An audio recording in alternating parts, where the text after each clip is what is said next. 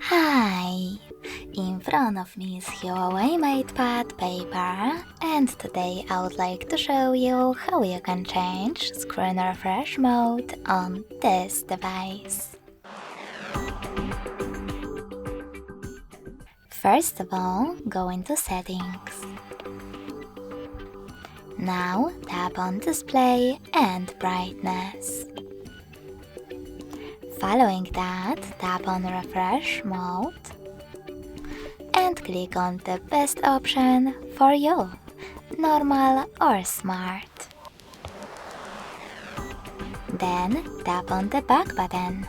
As you can see, after that, screen refresh mode of my HUAWEI has changed.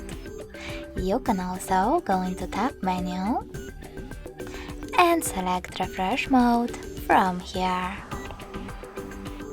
Thanks so much for watching. If you enjoyed this video, smash that like button, comment and subscribe.